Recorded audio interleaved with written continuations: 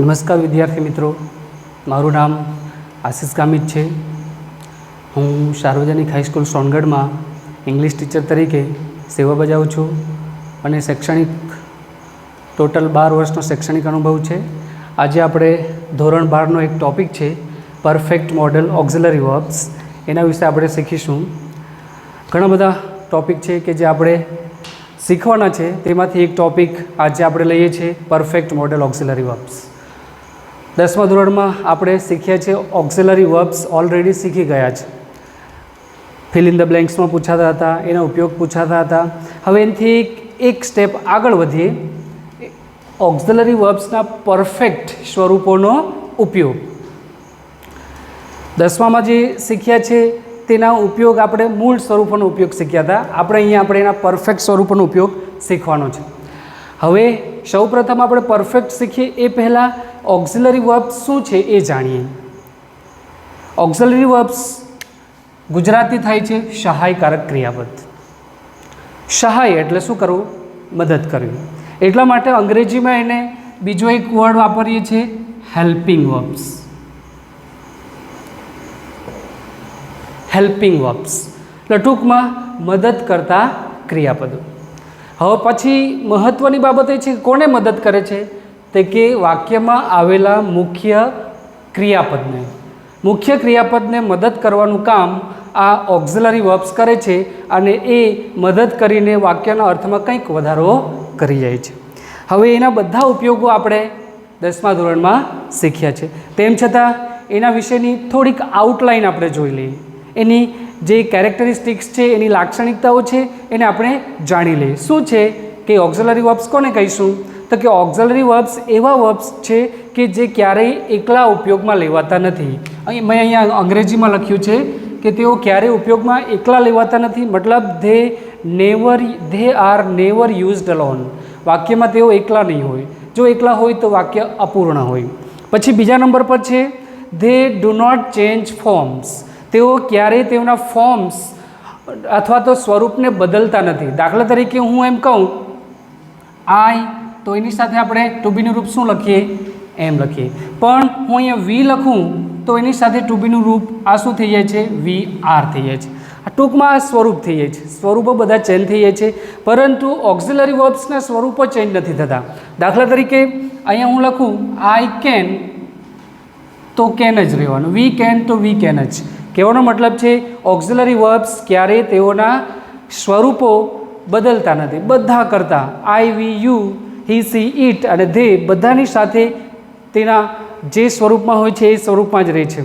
પછી બીજું આગળ છે they do not take infinitive of પાર્ટિસિપલ્સ।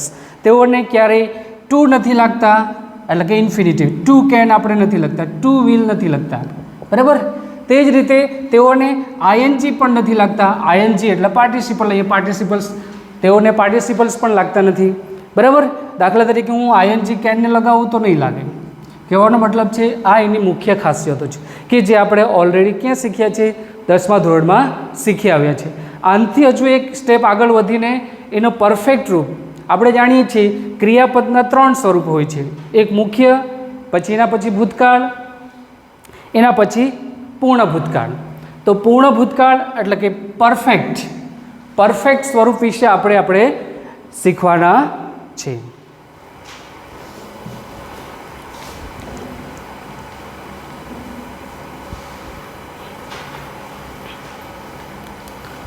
ચલો કે હવે પરફેક્ટ સ્વરૂપમાં પહેલા નંબર પર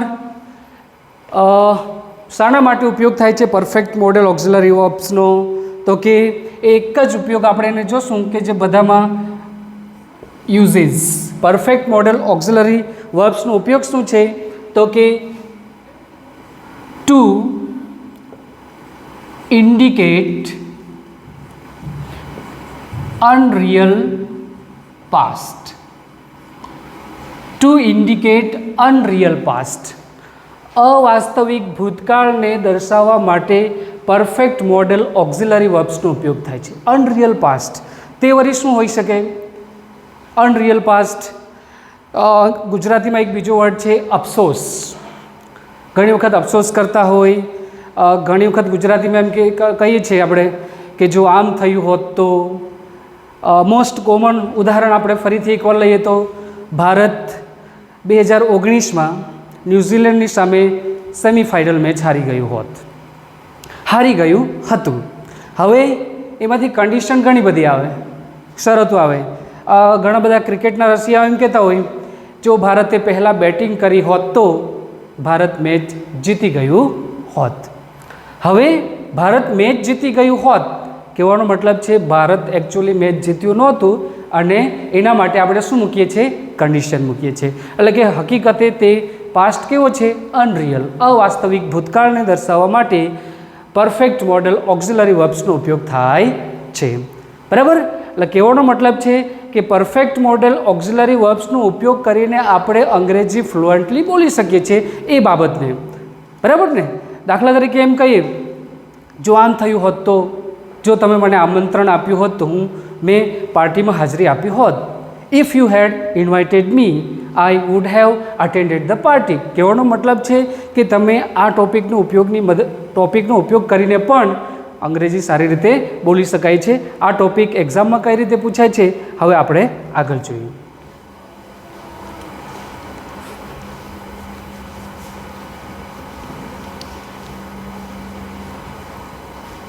સૌપ્રથમ એની વાક્ય રચના જોઈ લઈશું આપણે. કન્સ્ટ્રક્શન.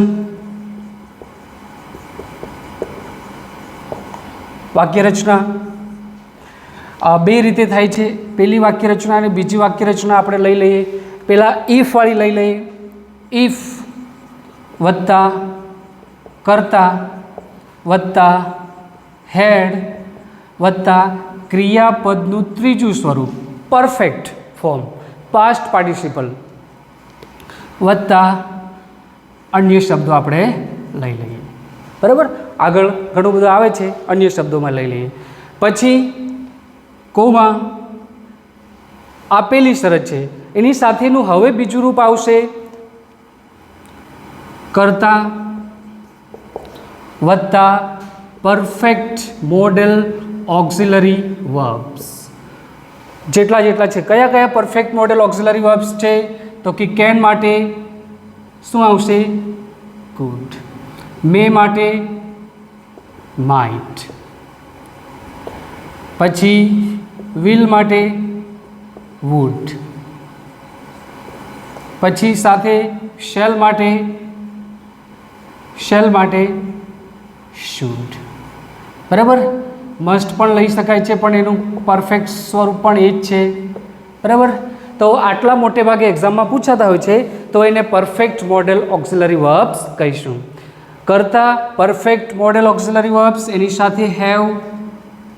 પછી past perfect of the verb અને અધર વર્ડ્સ બીજા શબ્દો.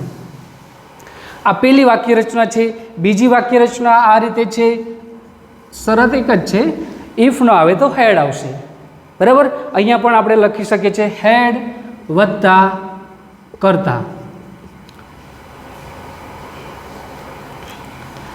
પછી perfect form of the verbs અલ્પવિરામ સાથે આ બેઠી વાક્ય રચના કરતા perfect modal auxiliary verbs have past perfect of the verb અને અધર વર્ડ્સ. બીજી વાક્ય રચના અહીંયા બેઠી આ આવશે. આ વાક્ય રચના તમારે બરાબર તૈયાર કરી નાખવાની છે. જો એ નહીં આવડે તો એટલા બધા ઉદાહરણ કરવાના છે કે વાક્ય રચના તૈયાર કરવી પડે નહીં. આ વાક્ય રચનાને આધારે આપણે હવે વાક્યો બનાવતા જઈશું.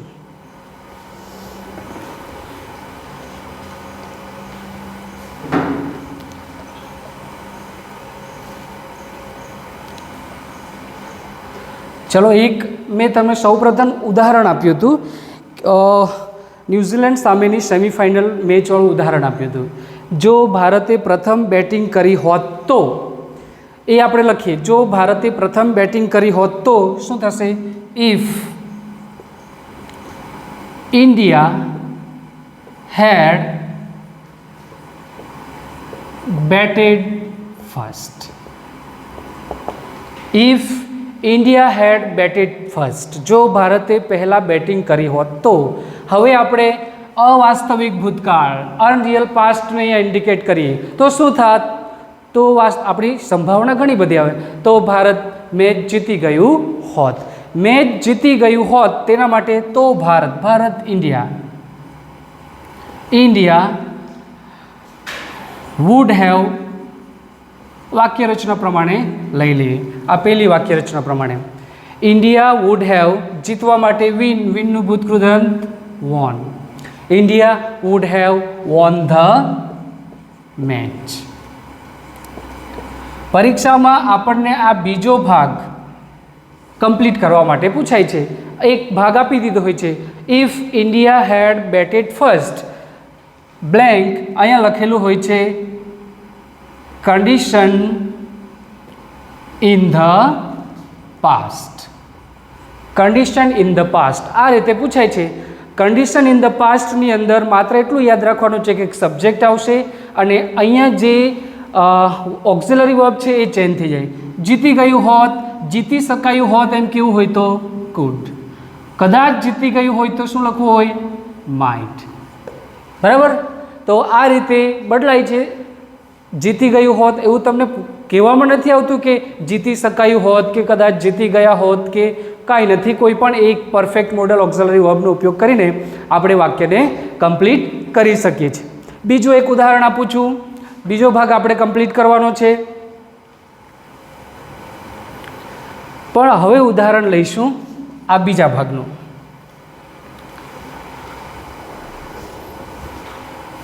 બીજું ઉદાહરણ લઈએ છે, જો તમે નિયમિત હોત તો. હું લખું છું જો તમે નિયમિત હોત તો. હેડ યુ બીન નિયમિત, રેગ્યુલર લઈએ, પંક્ચ્યુઅલ લઈએ, જે લેવું હોય તે. Punctual. Had you been punctual, જો તમે નિયમિત હોત તો શું થયું હોત? બીજો ભાગ આપણે જાણીએ છીએ કંઈક એવું થઈ ગયું છે કે જેને અનરિયલ પાસ્ટને બતાવવા માટે આનો ઉપયોગ કરીએ છીએ. જો તમે નિયમિત હોત તો બીજો ભાગ છે તમે પાસ થઈ ગયા હોત. તો શું લઈશું? યુ. થઈ ગયા હોત કરતાં થઈ શક્યા હોત આપણે કુડને લઈએ. You could have passed in SSC exam. બરાબર? તો આ રીતે ઇફ અને હેડવાળા વાક્યોને આપણે બનાવી શકાય છે. બીજો ભાગ પૂછાય છે, પહેલો ભાગ લગભગ આપણને આપી દીધો હોય છે. ઘણીવાર રિવર્સમાં પણ પૂછાય છે. આ ભાગ આપેલો હોય છે ને આને કમ્પ્લીટ કરવાનો પૂછાય છે. તે આ રીતે આપણે એકાદ ઉદાહરણ એનું લઈએ છીએ. થર્ડ લઈએ આપણે.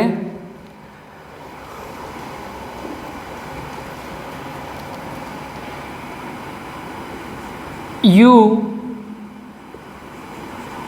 might have missed this golden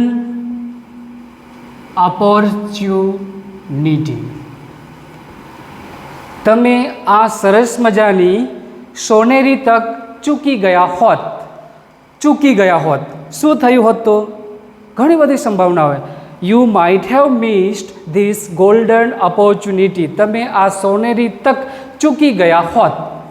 શું કર્યું હોત? તો જો તમે આજે સ્કૂલે આવ્યા હોત નહીં તો, જો તમે આજે અમારી સાથે નહીં આવ્યા હોત તો. હવે જ્યારે અહીંયા એક મિસ્ટેક થાય છે, અહીંયા જ્યારે આ ઇફ વચ્ચે લખીએ ત્યારે કોમા નહીં આવશે. તો શું કરશું? You might have missed this golden opportunity if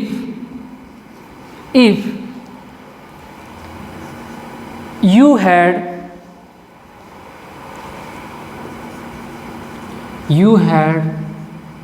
not come with us. બરાબર? You might have missed this golden opportunity if you had not come with us. જો તમે અમારી સાથે નહીં આવ્યા હોત તો આ સોનેરી તક તમે ચૂકી ગયા હોત. ઘણી વખત એમ પણ બોલાય છે, જો તમે ઇન્ટરવ્યૂમાં સારું પરફોર્મન્સ કર્યું હોત તો તમને નોકરી મળી હોત. જો તમે મને મદદ કરી હોત તો આજે હું ભણીને કંઈક બન્યો હોત, બરાબર. અથવા તો જો તમે મને મદદ નહીં કરી હોત તો આજે હું શિક્ષક બન્યો હોત નહીં. કહેવાનો મતલબ છે આવી સંભાવનાવાળી વાક્યરચનાને અંગ્રેજીમાં પરફેક્ટ મોડલ ઓક્ઝિલરી વર્બ્સનો ઉપયોગ કરીને આપણે એક્ઝામમાં કન્ડિશન ઇન ધ પાસ્ટ આમ કરીને પૂછાય છે. હજુ એક બે ઉદાહરણ આપણે જોઈએ.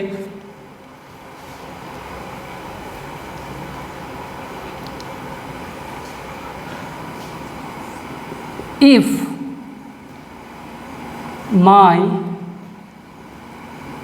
uncle had not helped me in learning, if my uncle had not helped me in learning English grammar,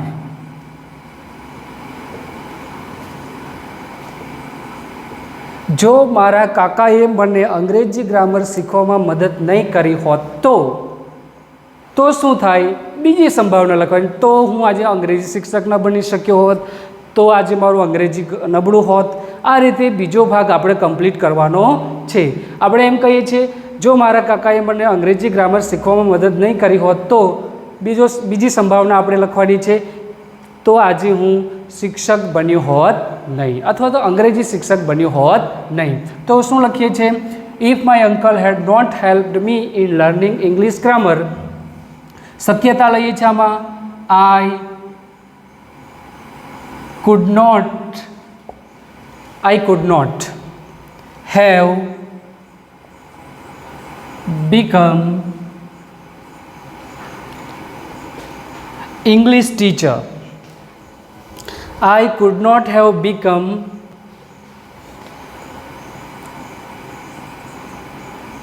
English teacher today. Ready? આ રીતે એક્ઝામમાં પૂછાય છે. બીજો ભાગ કમ્પ્લીટ કરવાનો પૂછાય છે. હું એક કમ્પ્લીટ સેન્ટેન્સ માટે લખું છું, આપણે ગેસ કરીએ છીએ. કમ્પ્લીટ હું જ કરાવીશ, પણ કઈ રીતે પૂછાય છે એક લખીએ આગળ.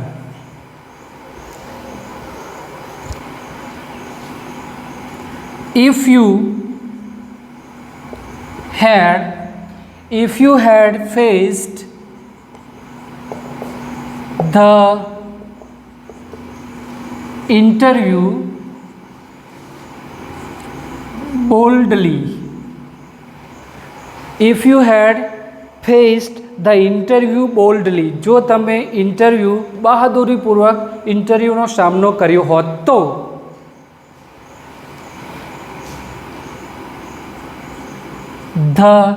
તો માલિકે તમને લઈ લીધા હોત, તો શું લખીશું?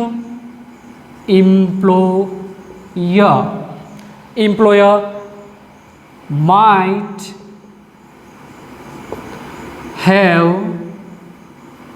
might have selected you. The employer might have selected you for the job. તો તમને માલિકે નોકરી માટે સિલેક્ટ કરી લીધા હોત. આ રીતે તમે ઘણા બધા વાક્યો બનાવી શકો છો.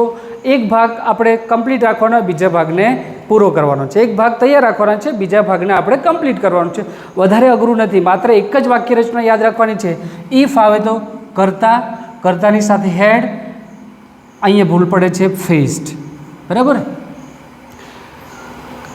ઇફ કરતા હેડ ભૂતકાળનું ત્રીજું સ્વરૂપ. પછી આ ભાગ આપ્યો હોય તો આ ભાગને કમ્પ્લીટ કરવાનો છે, તેમાં પણ પહેલાં શું આવશે? કરતા. પછી તરત જ પરફેક્ટ મોડેલ ઓક્ઝિલરી વર્બ અહીંયા લખવાનું છે, એની સાથે હેવ તો આવે જ છે, અને પછી ક્રિયાપદનું ભૂતકૃદનનું રૂપ લખવાનું છે. બહુ સહેલું છે. જો આની મદદથી આપણે કમ્પ્લીટ કરી શકતા હોય તો આ બાબતને પૂરેપૂરી યાદ રાખી લઈએ, બરાબર. હવે પછીના વિડીયોમાં આપણે બીજો ટૉપિક જોઈશું. મારો વિડીયો જોવા બદલ ખૂબ ખૂબ આભાર.